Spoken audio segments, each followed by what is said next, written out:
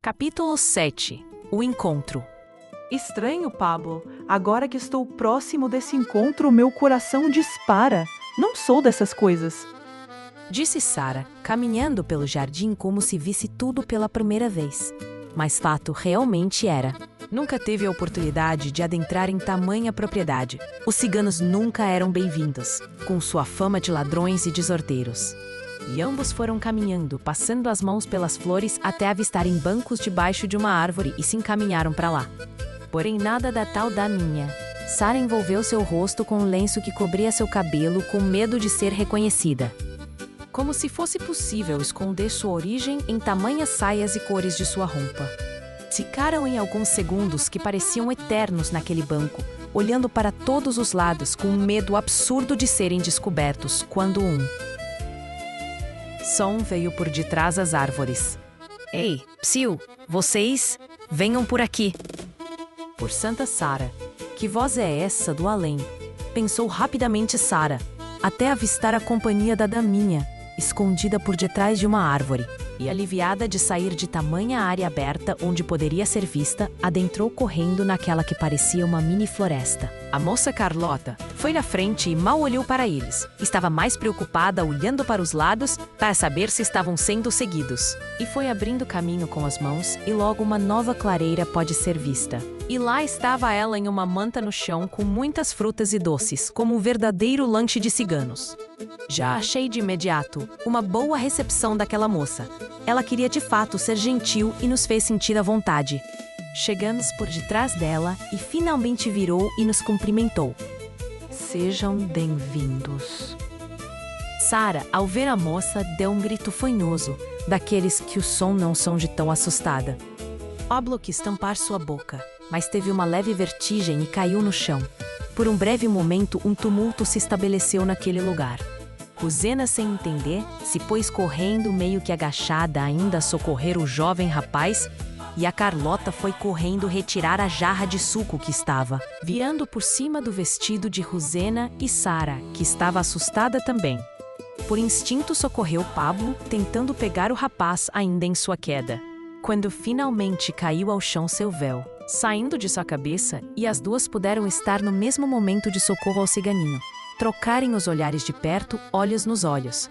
Se fitaram por instantes. E a reação foi quase que simultânea, e deram ambas um pulo para trás de tanto susto.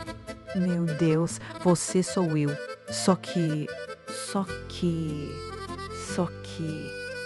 E ficou ali gaguejando sem saber o que completar para não ofender a cigana, que era sua semelhança. Rosena nessa hora não sabia nem o que estava falando. A dama de companhia abriu a boca e não fechou mais, e Pablo acordou, e como sempre fala muito, foi logo tagarelando. Santa Sara, vocês parecem gêmeas. Isso não pode ser. Bem que você tem o cabelo mais liso, colocando a mão nos cabelos de Sara. E você o cabelo um pouquinho mais claro, colocando as mãos no cabelo de Rosena. Imediatamente retirando, sabendo que estava ali, sendo um pouco abusado. Mas ele era abusado mesmo, sempre. Com aquele jeitinho que no clã fingiam que era normal, sendo ele um rapaz um pouco afeminado. Mas algo estava naquele momento acontecendo. Ambas não se importavam com a falação de Pablo. Elas se olharam como um misto de curiosidade, intensidade e familiaridades. Pareciam que se conheciam, ou a semelhança entre elas a faziam se sentir próximas. E Rosena, que era menos selvagem e muito gentil, soltou com delicadeza. Como você é bonita! Qual seu nome? É Sara. E na hora emendou a fala. Você também é bonita. E todos começaram a rir como um certo alívio. Depois do susto, os ânimos voltaram. Sem graça, mas estavam ali se recompondo. Ó meu suco lanche, os lenços Rosena, entregue os lenços, disse Carlota, para otimizar e mudar o rumo da situação, já que uma não parou de ficar admirando a outra, olhando cada detalhe do rosto, sem constrangimento de mostrarem tal surpresa. Mas ela mesma voltou ao assunto.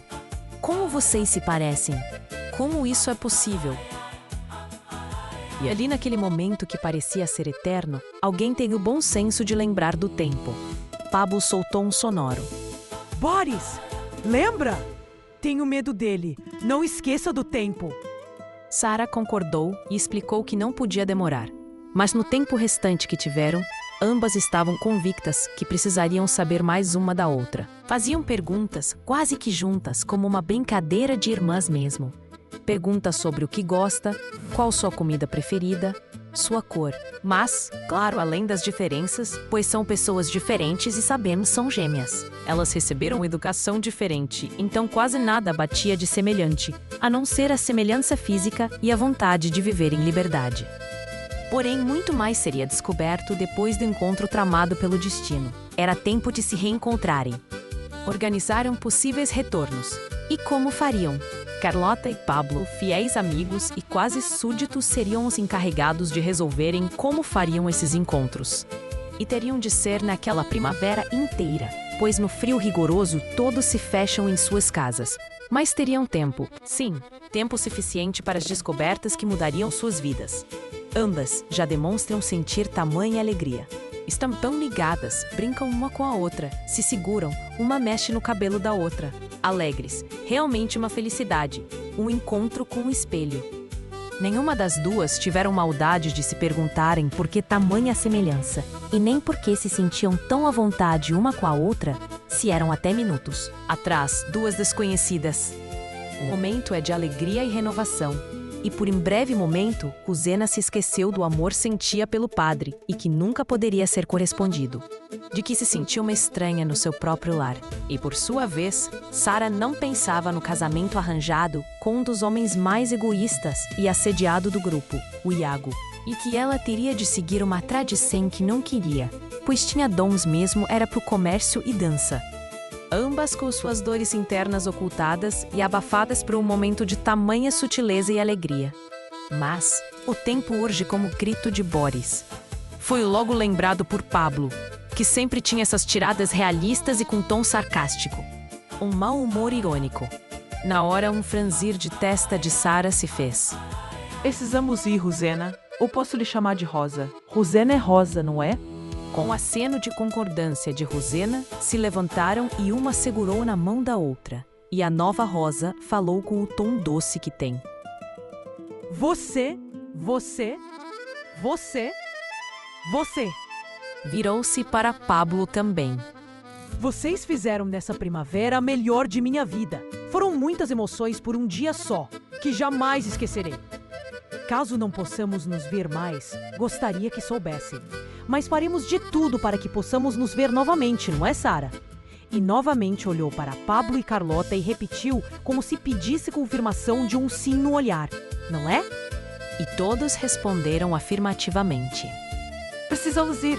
Boris realmente é nosso líder e é muito severo. Se eu não chegar no tempo que ele determinou, ele pode me prender na primavera.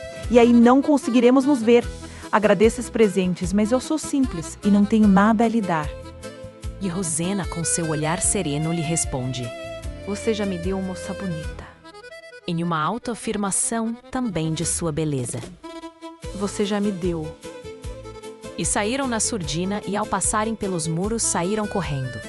Tão afobados que passaram na ponte, dessa vez não tão perto, mas o suficiente para o tal jovem soldado a avistasse e a acompanhasse com o olhar novamente.